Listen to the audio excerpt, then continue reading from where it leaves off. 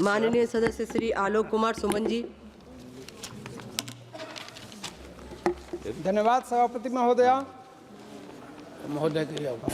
आपका बहुत बहुत धन्यवाद कि आपने the readjustment of representation of scheduled tribes in assembly constituency of the state of Goa bill 2024 पर बोलने का मौका दिया।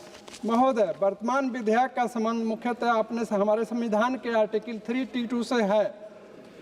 आर्टिकल 332 शेड्यूल कास्ट और शेड्यूल ट्राइब्स को विधानसभा में रिजर्वेशन की बात करता है।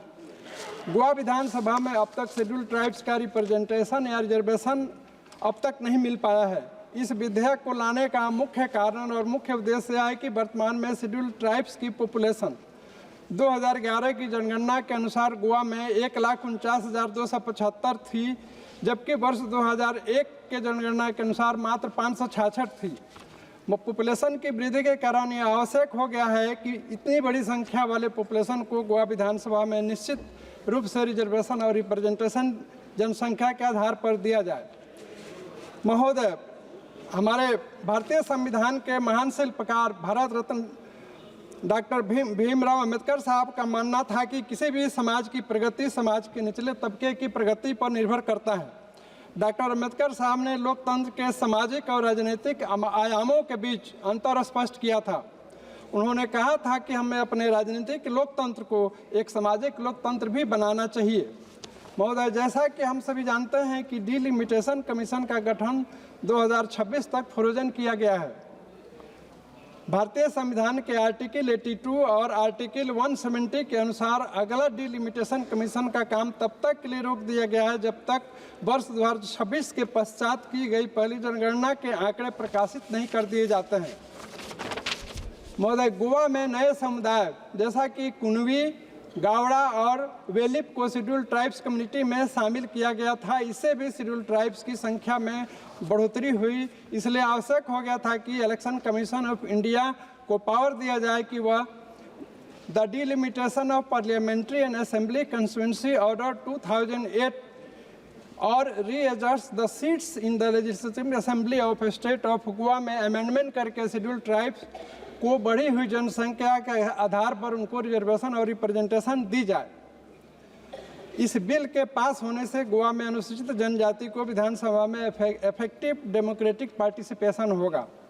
महोदय, शेड्यूल कास्ट और शेड्यूल ट्राइब्स के कल्याण के लिए देश की वर्तमान सरकार महत्वपूर्ण भूमिका निभा रही है। हमारे परम आदरणीय माननीय प्रधानमंत्री श्री नरेंद्र मोदी जी और परम आदरणीय हमारे माननीय मुख्यमंत्री श्री नीतीश कुमार जी SC/ST के कल्याण के लिए एक पहचान बन गए हैं।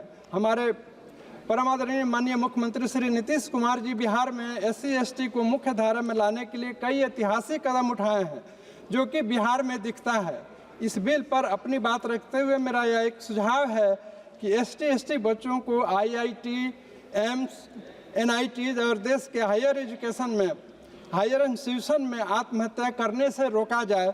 इसके पीछे छिपे कारणों को गंभीरता से संज्ञान में भी लिया जाए।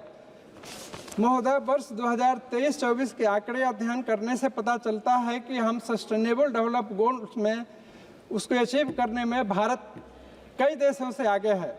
गरीबी घटी है और सरकार SC/ST की विकास को प्रायोरिटी पर रखा है। नीति आयोग ने वर्ष 2017 में यह प्रपोज किया था कि SC/ST के ऊपर खर्च करने वाली बकाया धनराशि केवल ST/ST पर ही खर्च की जाए।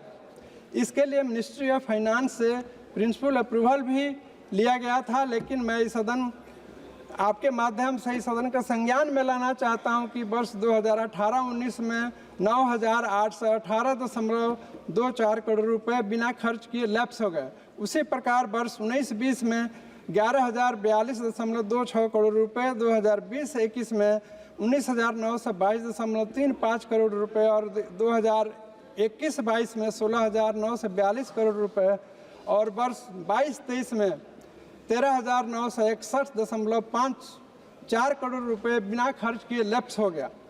मेरा सुझाव है और मेरा निवेदन है कि बिना खर्च किए गए लैप्स रुपयों को नीति आयोग के द्वारा सुझाए गए नियमों के अनुसार ST/ST के कल्याण पर ही खर्च किया जाना चाहिए और खर्च किया जाए।